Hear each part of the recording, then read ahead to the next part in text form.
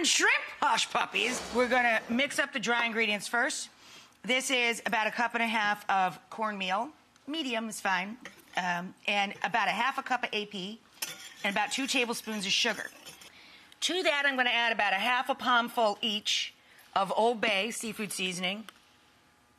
And this is about 1/2 teaspoon here. I'm gonna put in about 1.5 teaspoons of baking powder as well. All right, give that a swirl. I've got a little scoop on the side here, ready to go.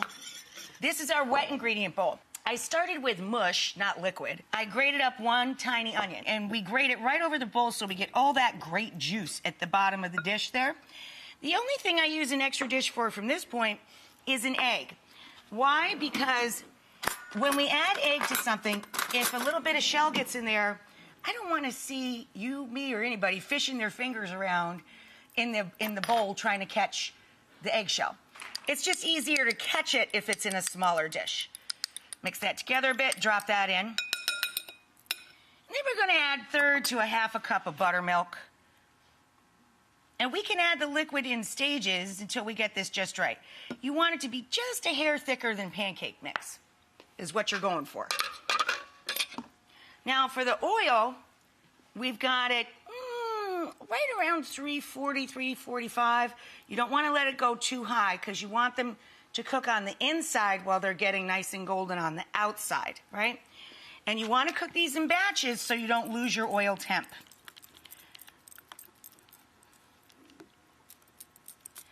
So now we're going to mix all this together, and then we're just going to fold in our seafood. Now for the seafood, I have about, 1/2 pound here of lump crab meat. Whenever we use crab, you always have to check for cartilage and bits of shell. So I have about 1/2 pound of crab, and I have some cooked chopped shrimp. I did just a fat handful. Don't overmix, you'll get it too tight. Then we'll add in all of our seafood. Okay, calm it down.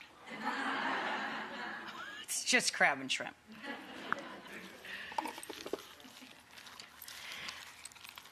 And then we just fold that over. Okay, and then let's just drop them in a few at a time until they're golden brown and puffed. We have a whole tray of them over there. You want to cook them in small batches so you don't lose all the heat in the oil. So for the tangy remoulade, I use sour cream or full-fat Greek yogurt rather than a mayonnaise base. We have about 1 cup in the bowl. So to this, I'm going to add about 3 tablespoons of grainy Dijon, which is central to every remoulade. I like some chopped capers in mine. A little bit of garlic, a little bit of lemon juice, good fat squirt. Then we're going to add a sprinkle of paprika, or you can use more of your Old Bay. You want to have that really pretty pink hue. A little or a lot of hot sauce. My family, guess what we do? About 2 tablespoons per cup. Couple spoonfuls of prepared horseradish, and a splash of Worcestershire. Yeah.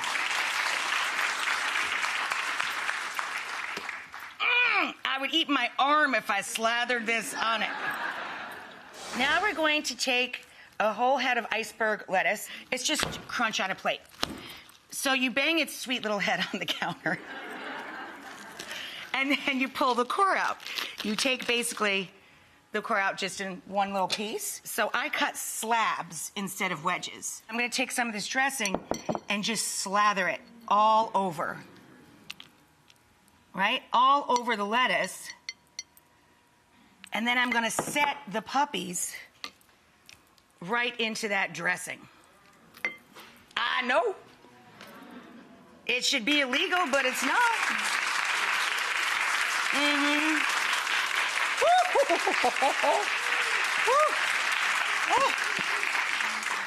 Then we take a little wedge of lemon down over the pups. And then dill, parsley, and chive, and sprinkle that down over the whole mess.